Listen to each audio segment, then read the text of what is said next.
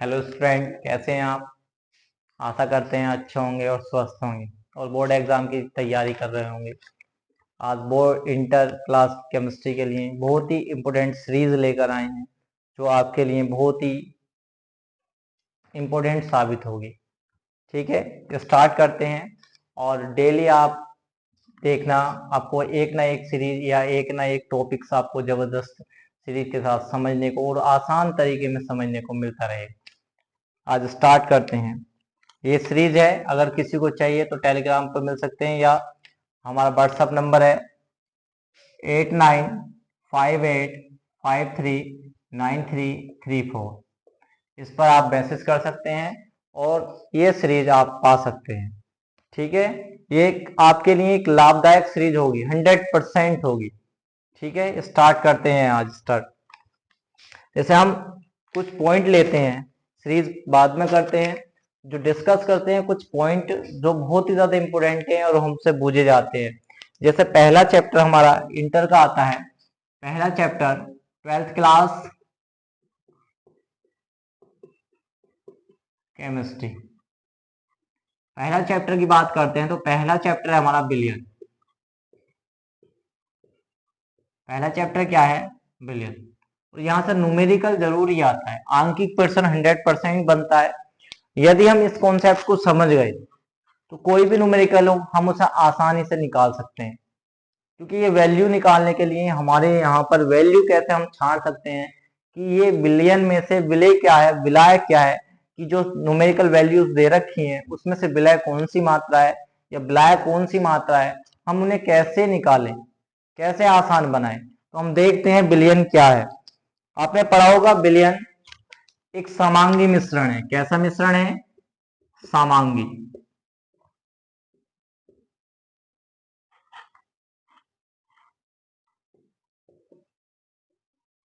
कैसा मिश्रण है? एक समांगी मिश्रण।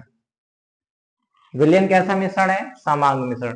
विलयन दो कंपोनेंट से मिलकर बना है। नंबर एक विलय, नंबर दो विलायक।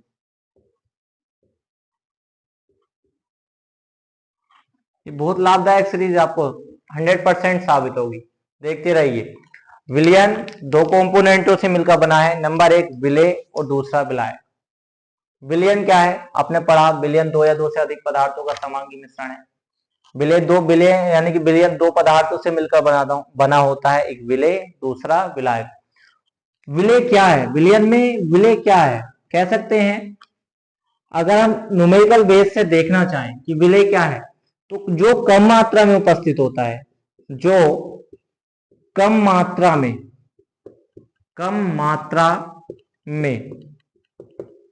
उपस्थित होता है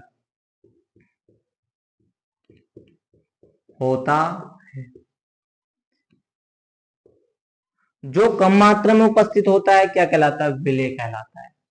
या कह सकते हैं दूसरी परिभाषा क्या है, जिसको घोला जाता है उसको विलय कहा जाता है और जिसमें घोला जाता है उसे विलायक कहा जाता है, और दोनों को मिला दिया जाए तो उसको विलयन कहा जाता है। तो विलय क्या है? जो कम मात्रा में उपस्थित होता है उसको विलय कहा जाता है। विलायक क्या है? जो विलयन में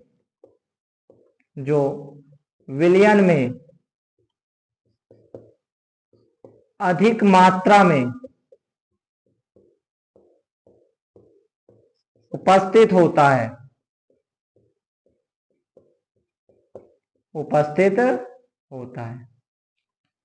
जो विलयन में अधिक मात्रा में उपस्थित होता है क्या कहलाता है? विलायक कहलाता है। ठीक है, तो विलयन दो कंपोनेंटों से मिलकर बना है, एक विलय दूसरा विलायक, एक विलय और दूसरा विलायक।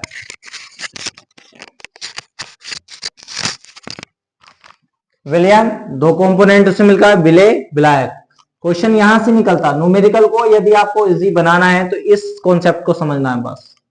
विलयन विलय विलायक, विलयन विलय और विलायक से मिलकर बना है, तो विलयन क्या है? तो विलयन विलय को और विलायक को जोड़ दीजिए, और बनकर तैयार कौन होगा? विलयन होगा।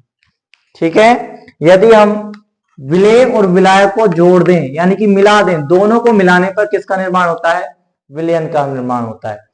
अब जो न्यूमेरिकल में दोनों जो छोटी मात्रा उपस्थित है वो आपकी विलेय की मात्रा होगी। किसकी मात्रा होगी?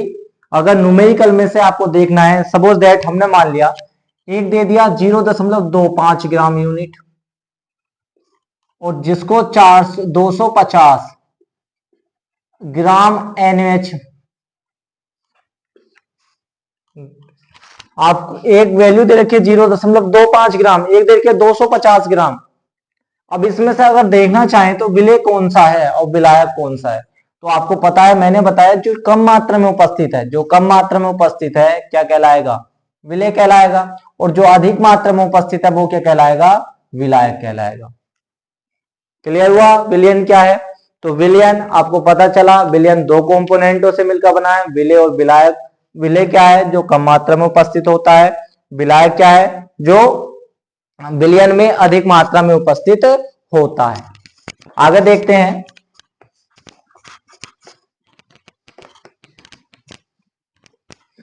इसमें से न्यूमेरिकल आपको 100% बनेगा। मोलरता का बनता है, मोलरता का बनता है, राउल्ट का बनता है। बहुत ही इंपॉर्टेंट क्वेश्चन है राउल्ट। राउल्ट का नियम है जो P0 माइनस PS। अगर राउल्ट के नियम की बात करते हैं तो राउल्ट का नियम क्या है? राउल्ट का नियम क्या है? राउल्ट का नियम P0 माइनस के PS upon P0 is equal to N upon N plus capital N। यानी कि ये क्या है? शुद्ध पदार्थ का, और ये क्या है? विलयन का। शुद्ध पदार्थ का वाष्प दाब, आपेक्षिक दाब, और ये किसका? विलयन का आपेक्षिक दाब। इन दो, ये जो प्रेशर है ये शुद्ध पदार्थ और ये क्या? अशुद्ध पदार्थ यानी कि विलयन। और यहां पर N प्लस क्या? मोल भिन्न के क्या होता है? बराबर होता है। अगर इसको सोल्व करते हैं तो यहां पर हम देख सकते हैं ये हमारा फॉर्मूला है, बहुत ही इंपॉर्टेंट है, 2 नंबर में आता ही है, 2 मार्क्स में। कितने में आता है? 2 नंबर में मिलता है। या तो न्यूमेरिकल मिलता है इस पर, या ये आर्टिकल आपको परिभाषा के रूप में देखने को मिलता है कि राउल्ट का नियम क्या है? राउल्ट का नियम होता है P0 minus PS upon P0 is equal to N upon N plus capital N। ये क्या है? मोल भिन्न है। ये क्या है? विलेय की। और ये क्या है? कैपिटल N, ये विलायक की। विलेय की मोल भिन्न और विलायक की मोल भिन्न, दो भिन्न यूज की गई हैं। अब आगे देखते हैं किस प्रकार इसको सोल्व करते हैं। क्योंकि N इज इक्वल टू होता है स्मॉल w बटे स्मॉल n, हमने कंडीशन को बांट दिया, डिवाइड किसमें करा है कि ये N जो है ये क्या है? ये N विलेय पदार्थ की मोल भिन्न है। किसकी? विलेय पदार्थ की। छोटा लेटर इसलिए माना है कि विलेय क्या? छोटी मात्रा होती है, इसलिए हमने छोटे पदार्थ छोटी लेटर से इंडिकेट कर दिया। और बड़ा क्या है? विलायक की।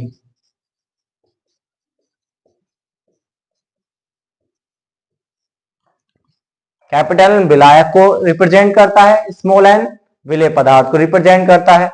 n क्या होता है? n होता है मोल, नंबर ऑफ मोल। मोल क्या रिप्रेजेंट है? पदार्थ की मात्रा। तो पदार्थ की मात्रा कहती है n, यानी कि मोल क्या है? n बराबर W अपॉन m, यानी कि n बराबर होता है पदार्थ का भार, पदार्थ का भार बटे पदार्थ का अणुभार, पदार्थ का अणुभार। क्या होता है कि मोल जो होता है, यानी कि मोल फ्रैक्शन क्या होती है कि पदार्थ का भार बटे पदार्थ का अणुभार, N equal to W upon M। बड़ा लेटर है तो बड़े में मान लीजिएगा, क्योंकि हमें अंतर स्पष्ट करना है, अंतर पहचान के लिए रहेगा, वैसे कोई प्रॉब्लम नहीं है। आगे हम इसे सोल्व करेंगे। स्मॉल n स्मॉल w बटे स्मॉल m और capital N equal to capital W बटे कैपिटल M। देखिए अब इसमें पुट करिए तो P0 माइनस के PS over P0 is equal to n का मान छोटा w बटे छोटा m, नीचे रखेंगे छोटा w बटे छोटा m प्लस बड़ा w बटे बड़ा m। आगे देखना, आगे क्या देखते हैं? ये कंडीशन, ये क्या है? विलायक, और ये क्या है? विलेय। ऐसा मान लीजिए हमारे पास 20 लीटर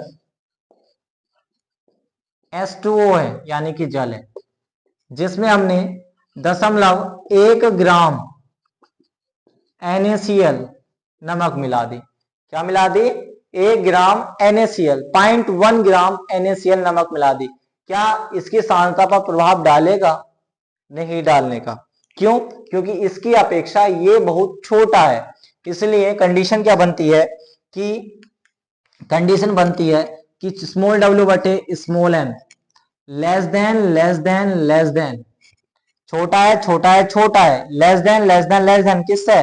कैपिटल W बटे कैपिटल M से। तो इस वैल्यू को नगण्य मानकर छोड़ दिया जाएगा।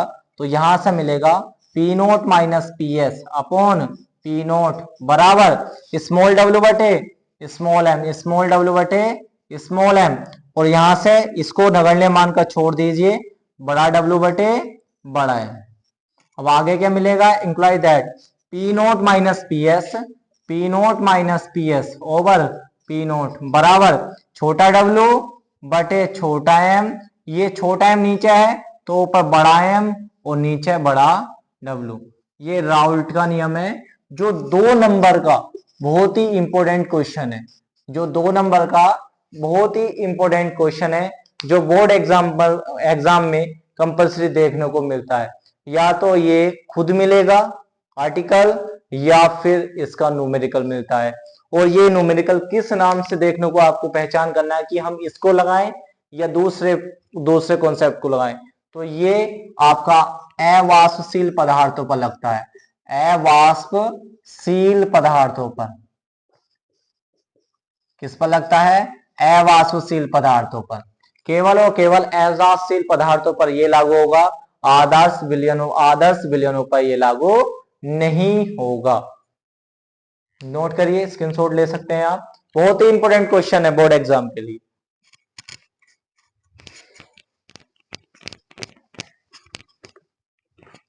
मैंने अभी सीरीज स्टार्ट नहीं करी है, अभी मैं थोड़ा सा बेसिक आपको पढ़ाने की कोशिश कर रहा हूं, ध्यान देंगे।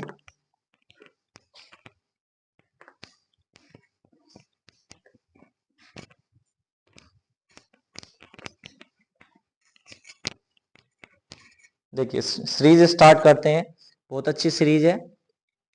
देखिए हमारे पास क्वेश्चन सीट है, और क्वेश्चन सीट आपकी वीडियो के बीच में जोड़ दी जाएगी, आप इसे देख सकते हैं। क्वेश्चन मैं वॉइस करूंगा, ठीक है, बोलता रहूंगा, नोट बोर्ड पे ज्यादा नहीं लिखूंगा, तो समझते रहेंगे। आप वहां से क्वेश्चन को ले सकते हैं, जरूरत पड़ता है तो मैंने आपका व्हाट्सएप नंबर दिया है, वहां से सीट को प्राप्त कर सकते हैं। पहला क्वेश्चन है विलयन का अणु संख्या गुणधर्म नहीं है। विलयन का अणु संख्या गुणधर्म नहीं है।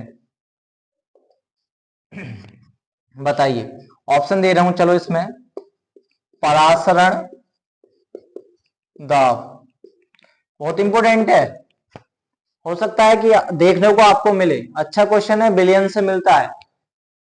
दूसरा ऑप्शन है आपके हिमांक अवनमन।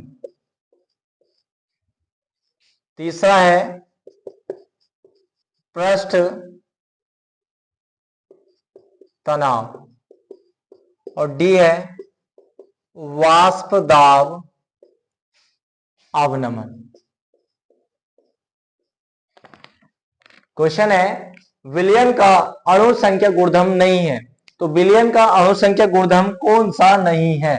कौन सा देखना है, कौन सा नहीं है। आपको पता है परासरण दाब आपको पढ़ाया गया, इंक्लूड है, हिमांक अवनमन आपको है, वाष्प दाब आपको पढ़ाया गया है। ये तीनों ऑप्शन है, तो बचा कौन? पृष्ठ तनाव। तो ऑप्शन आंसर क्या होगा कि पृष्ठ तनाव विलयन का अणु संख्या गुणधर्म नहीं है। क्या नहीं है? कि विलयन का अणु संख्या गुणधर्म कौन नहीं है? पृष्ठ तनाव नहीं है। अगला क्वेश्चन है हमारा,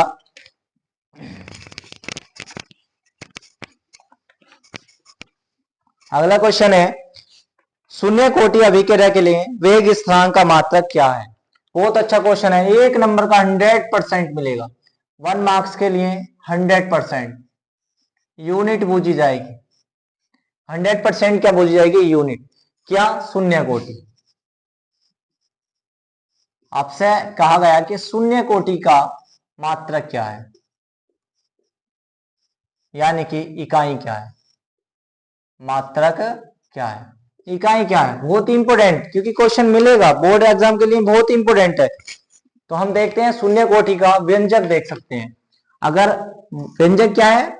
k is equal to x upon t, k is equal to x upon t, जहां पर k क्या है? वेग स्थिरांक। k क्या है? वेग स्थिरांक।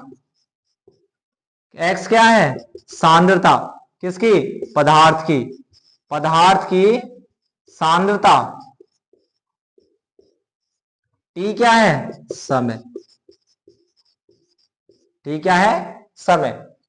शून्य कोटि मात्रक, एक नंबर में मात्रक आएगा, चाहे वो प्रथम कोटि का है या शून्य कोटि का है, 100% आएगा 1 मार्क्स के लिए। के शून्य कोटि का व्यंजक होता है K is equal to x upon t, K is equal to x upon t. तो यहां पर के क्या है? के होता है वेग स्थिरांक, एक्स क्या? पदार्थ की सांद्रता, टी क्या है? समय। देखिए टी क्या है? समय। मात्रक निकालते हैं, चूंकि के इज इक्वल टू एक्स क्या है? सांद्रता, और सांद्रता का मात्रक मोल प्रति लीटर अपॉन समय। मिनट में हो सकता है, सेकंड में हो सकता है, घंटे में हो सकता है। हम सेकंड को इंक्लूड कर रहे हैं, ऑप्शन के हिसाब से आंसर देंगे। समय इनवर्स सबको इंडिकेट करेगा, पर आप ऑप्शन के टाइम मिनट है तो मिनट वाले ऑप्शन चुनेंगे, सेकंड में है तो सेकंड। ऑप्शन सारे एक जैसे होंगे, मिनट में है तो सारे मिनट में, सेकंड में है तो सारे सेकंड। हम सेकंड को ले रहे हैं, सेकंड। तो k इज इक्वल टू ये मोल अपॉन लीटर और इनटू सेकंड, दोनों को ऊपर ले आएंगे तो क्वेश्चन मोल लीटर की घात -1 ऊपर जाएगा और सेकंड की घात -1। तो आंसर क्या बन जाएगा? k is equal to mole litre inverse second inverse. क्या बनेगा? Mole litre inverse second inverse. बहुत ही इंपॉर्टेंट क्वेश्चन है। इसी प्रकार हम देखते हैं प्रथम कोटि का, प्रथम कोटि का व्यंजक क्या होता है? प्रथम कोटि का व्यंजक k बराबर 2.303 अपॉन टी लॉग 10 बेस पे a अपॉन a माइनस के x। k is equal to 2.303 upon t log 10 base पे a अपॉन a माइनस के x। a क्या है यहां पर? a प्रारंभिक सांद्रता है, x क्या है? जो t समय पश्चात की सांद्रता में परिवर्तन होता है वो a माइनस के x होता है, यानी कि परिवर्तन के पश्चात की। अब यहां से मात्रक निकालेंगे तो यहां बस एक वेरिएबल बचता है t, और t का मात्रक जो t ऊपर जाएगा तो सेकंड इनवर्स बनता है। और हम इसके अर्धायु काल को देख सकते हैं। अर्धायु काल,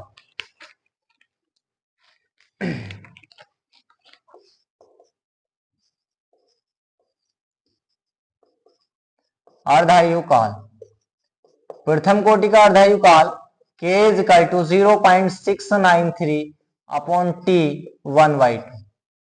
अब यहां से k इज इक्वल टू ये क्या है? समय, तो 1 अपॉन, यानी कि ये समय है तो समय का मात्रक सेकंड, और सेकंड ऊपर जाए तो k is equal to second inverse. कितना हो जाएगा? सेकंड इनवर्स, यानी कि s इनवर्स भी ऑप्शन बनते हैं, तो s का मतलब होता है सेकंड इनवर्स, या t इनवर्स टाइम इनवर्स, यानी कि घंटे में भी हो सकता है। तो ध्यान रखना, एक नंबर का सवाल है, बहुत इंपॉर्टेंट है, यहां से आपको एक नंबर देखने के लिए अवश्य मिलेगा। स्क्रीनशॉट ले सकते हैं या साथ साथ नोट भी कर सकते हैं। आशा करते हैं समझ में आ रहा होगा आपके।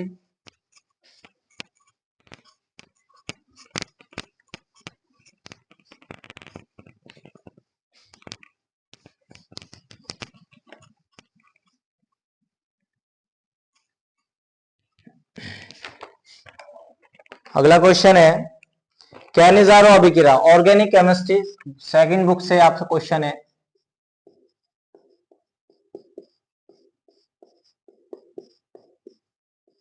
कैनिजारो अभिक्रिया द्वारा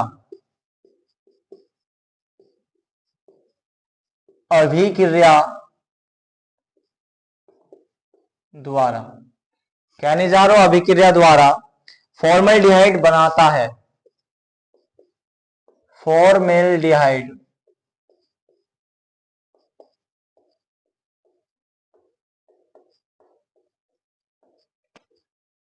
ऑप्शन, फॉर्मल्डिहाइड का मतलब SCHO है।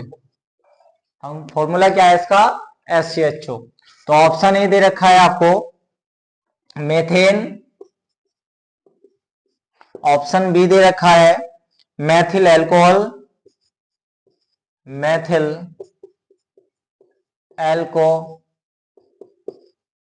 एल्कोहल, और तीसरा दे रखा है आपके लिए मैथिल साइनाइड, मैथिल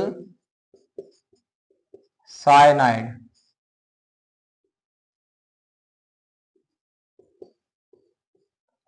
और ऑप्शन नंबर डी दे रखा है हमारे लिए एथिलैमीन।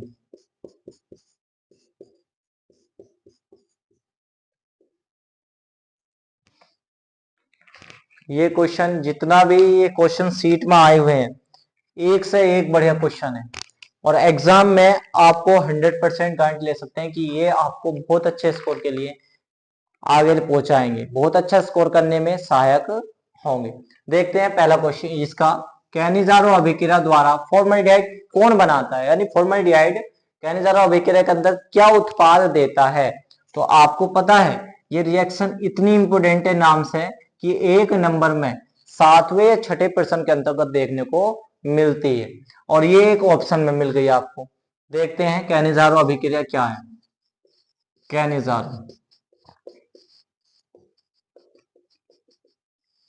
कैनिजारो क्या है? HCHO, जिसको फॉर्मल्डिहाइड कहते हैं, जिसके 2 अणु लेकर किससे क्रिया करा दो? क्षार से। बताओ, बहुत आसान है। फॉर्मल्डिहाइड यानी कि फॉर्मल्डिहाइड के 2 अणु, कितने अणु? 2 अणु लेकर क्षार से क्रिया करानी है और पता है प्रोडक्ट क्या निकलता है? प्रोडक्ट निकलता है इसमें एल्कोहल और फॉर्मेट का समूह। ठीक है, एक बनता है एल्कोहल यानी कि R सिंगल बॉन्ड या pH, R single bond, R या पीएच सिंगल बॉन्ड, एल्कोहल है तो OH, और कंडीशन और दूसरी क्या बनती है? प्लस HCOO नेगेटिव, यानी कि फॉर्मेट का सोल्ट मिलेगा, एल्कोहल मिलेगा और फॉर्मिक एसिड का समूह मिलेगा, तो HCHO यानी कि फॉर्मल्डिहाइड के 2 अणु क्षार से क्रिया करने पर एक CH3OH, फॉर्मल्डिहाइड के साथ क्रिया पर मैथिल एल्कोहल क्या मिलता है? मैथिल एल्कोहल क्या मिलता है? मैथिल एल्कोहल, और प्लस HCOO, फॉर्मेट का समूह मिलेगा HCOO, तो सोल्ट किसके साथ बनाएगा? मेटल के साथ, तो Na, ये बन जाएगा सोडियम फॉर्मेट।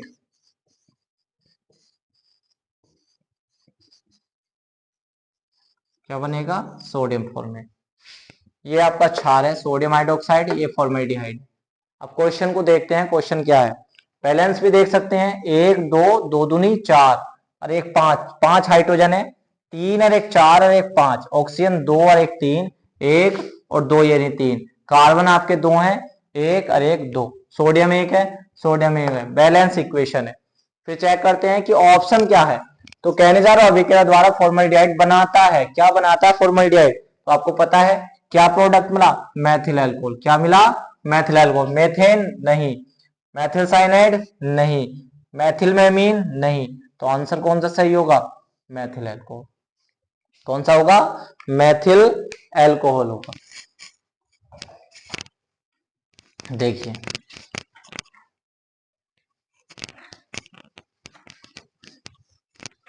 अगर वीडियो अच्छी लगे तो लाइक करें, सब्सक्राइब करें और शेयर करें।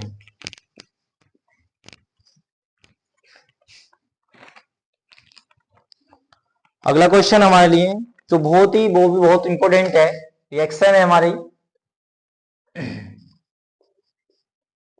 R single bond NH2 plus CHCl3 plus 3KOH alcohol या condition is equal to RNC plus 3KCl plus 3H2O। ये कन्फर्म है, बहुत अच्छी रिएक्शन है, जिसका नाम आपसे पूछ रहा है निम्नलिखित अभिक्रिया है। नंबर 1 ऑप्शन है युग्मन अभिक्रिया। कौन सी अभिक्रिया? युग्मन अभिक्रिया। अगला ऑप्शन है कार्बिल एमीन अभिक्रिया।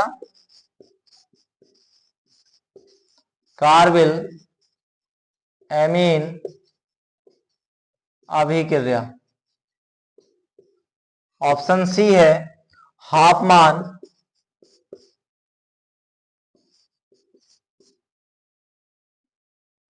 डायरेक्ट आंसर पर चलते हैं, इन्हें हटा दीजिए, टाइम बहुत लगेगा इसलिए हम शॉर्ट करते हैं। देखिए इसको बोलते हैं कार्बिल एमीन अभिक्रिया, बहुत इंपोर्टेंट, 1 मार्क्स 95 प्लस आने के चांस रहेंगे बोर्ड में, 95 प्लस। कैसे पहचान करेंगे, किस प्रकार का क्वेश्चन इसे मिल सकता है? देखो एक तो प्रकार ये है कि RNS2 CH क्लोरोफॉर्म क्षार के साथ रिएक्शन करेगा, RNC मिलेगा, KCl मिलेगा और 3KOH। ये प्रोडक्ट है, ये आपको पता है, रिएक्टेंट है, अभिकारक है। पहला है कि दी गई अभिक्रिया कौन सी है, आपका ऑप्शन हो गया कार्बिल एमीन अभिक्रिया। एक क्वेश्चन है निम्नलिखित कार्बिल एमीन अभिक्रिया निम्न में से कौन सी है।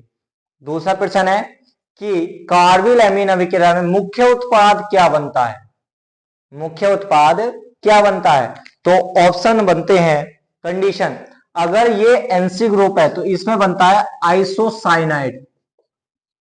आइसोसाइनाइड क्या मिलता है? आइसोसाइनाइड, ये इसका मुख्य उत्पाद है। जिस ऑप्शन में समझ लो आइसोसाइनाइड मूलक दे रखा है वो ऑप्शन आपका सही होगा। ये क्या है? प्राइमरी एमीन, या कह सकते हैं प्राथमिक एमीन। कैसी एमीन? प्राथमिक एमीन। जब प्राथमिक एमीन की क्रिया क्लोरोफॉर्म से और क्षार से कराई जाती है तो मुख्य उत्पाद क्या निकलेगा? आइसोसाइनाइड आपको प्राप्त होगा। और दी गई अभिक्रिया जब प्राइमरी एमीन क्लोरोफॉर्म और KOH क्षार से अभिक्रिया करेगी तो वह अभिक्रिया कार्बिल एमीन अभिक्रिया कहलाएगी। इसलिए ये बहुत इंपॉर्टेंट है। पहचान किससे करेंगे? R भी हो सकता है, समझ लेना, PH भी हो सकता है। PH का मतलब फेनिल है, C6H5 भी मिल सकता है, अभी आप C6H5 ना लगाएं। R का मतलब होता है एल्किल, क्या होता है? एल्किल। और यानी कि CH3 Maithil group, single bond C2H5 ethyl group, C3H7 propyl group. तो ये कंडीशन है कि ये भी आपको देखने को मिलता रहेगा। ठीक है, तो कार्बिल एमीन अभिक्रिया RNS2 प्राइमरी एमीन से प्राप्त की जाती है और मुख्य उत्पाद आइसोसाइनाइड मिलता है। रिएक्शन अगर बनाना चाहेंगे तो रिएक्शन आपके सामने है। हम C2, चलो एरोमेटिक कंपाउंड ले सकते हैं, C6H5 और NS2। एनिलीन की क्रिया CHCl3 और KOH से कराएंगे, वो भी कैसा? एल्कोहल स्थिति में। बहुत आसान तरीका होगा। आप सर्वप्रथम क्या करेंगे? आपने प्राइमरी एमीन लेनी है, क्लोरोफॉर्म लेनी है, क्षार लेना है।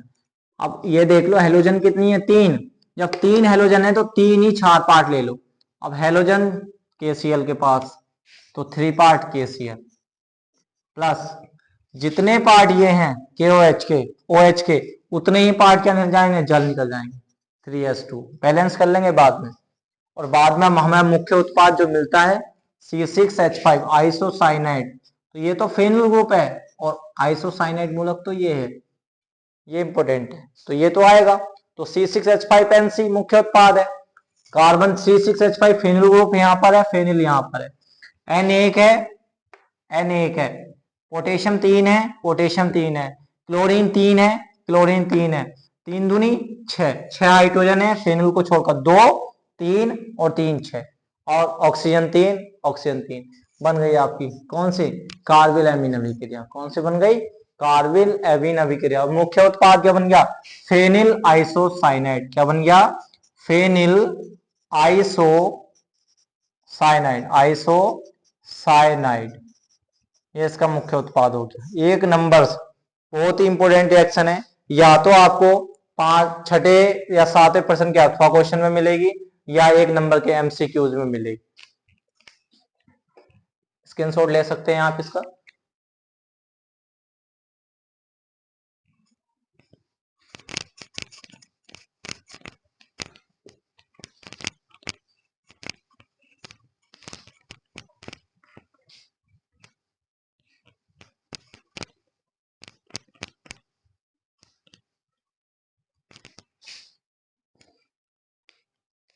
अगला प्रश्न,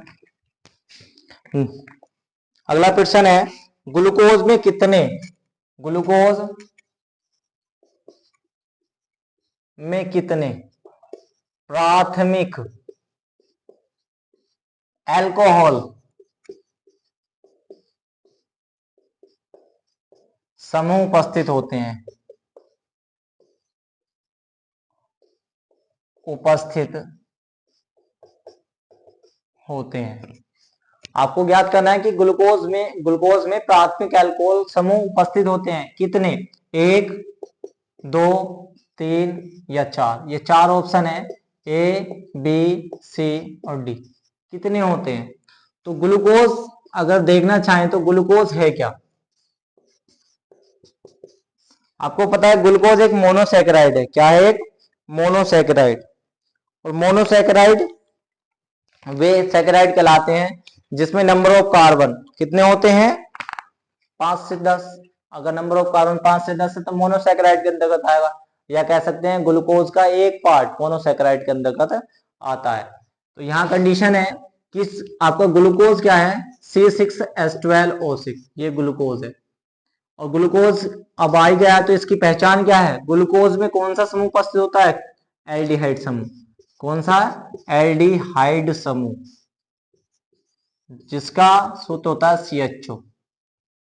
क्या होता है कि ग्लूकोज में कौन सा समूह उपस्थित होता है, ग्लूकोज में एल्डिहाइड समूह उपस्थित होता है, सिंगल बॉन्ड CHO।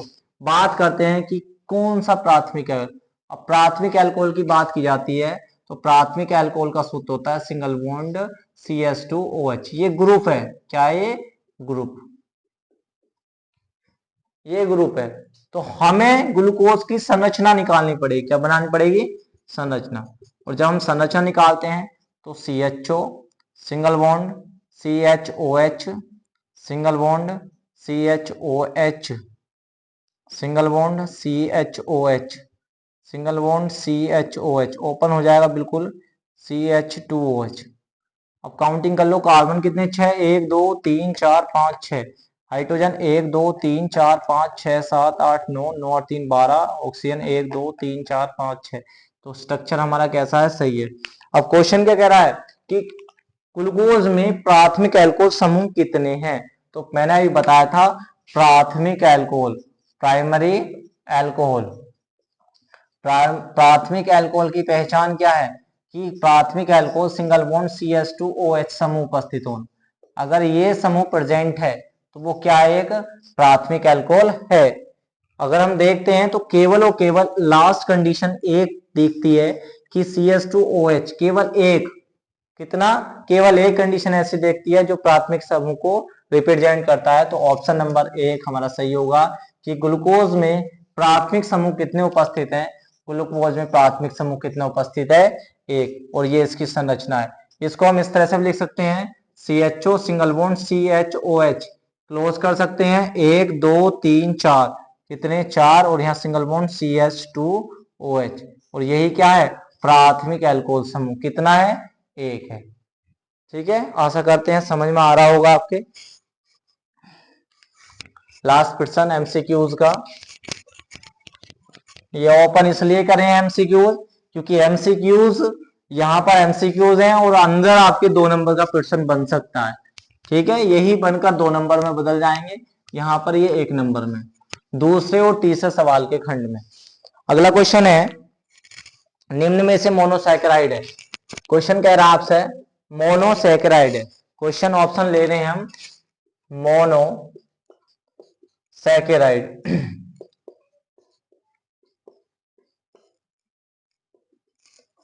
आपसे कह रहा मोनोसैकेराइड, ऑप्शन है maltose, option B fructose, option C starch और ऑप्शन डी सेलुलोज।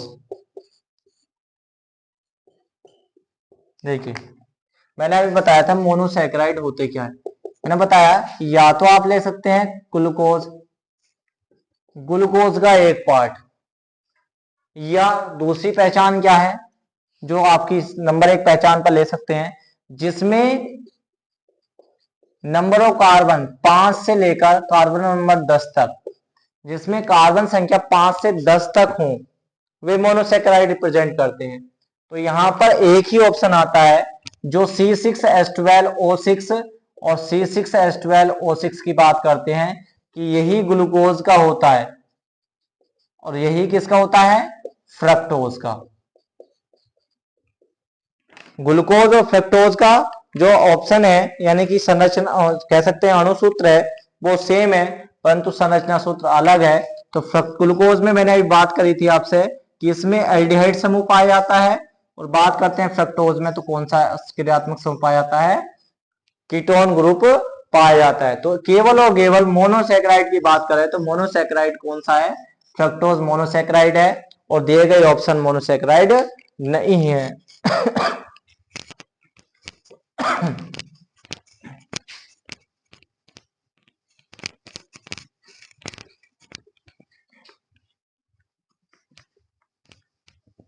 सीरीज अच्छी